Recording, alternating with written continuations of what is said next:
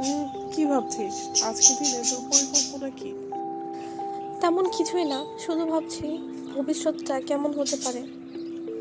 উম, এই ধরো আমার জীবনের উদ্দেশ্যই খুঁজে পাচ্ছি না। তাহলে তোকে আমি একটি ছোট্ট গল্প বলতে পারি। হুম হুম।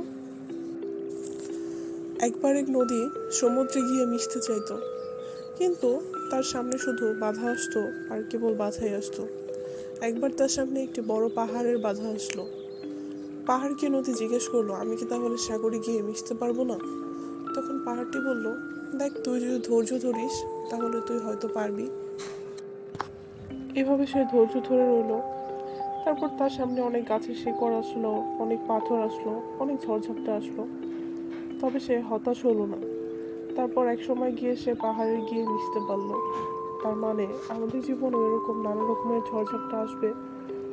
যদি তুই লক্ষ্য স্থির রাখতে পারিস, তাহলে অবশ্যই তুই তোর জীবনের উদ্দেশ্যে সফল হতে পারবি। এবার তুই আমাকে বল, তুই বড় হয়ে কি হতে চাস? তোর জীবনের উদ্দেশ্যটা কি?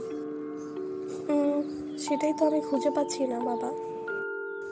দেখো, আমাদের জীবনের উদ্দেশ্য খোঁজা অনেক সময় আমাদের জন্য কঠিন হতে পারে, তবে তুমি যদি জেনে থাকো যে তোমার কোন কাজটিতে আগ্রহ বেশি, তাহলে তুমি সেটি ধরে এগিয়ে যেতে পারো। আমি জানি আমার ছোট থেকে মানুষের সেবা করতে অনেক ভালো লাগে। তো বড় হয়ে আমি একটা ভালো ডক্টর হতে চাই। সেটা তো অনেক ভালো কথা। আমার বিশ্বাস আছে তুমি পারবে। মন দিয়ে লেখাপড়া করো।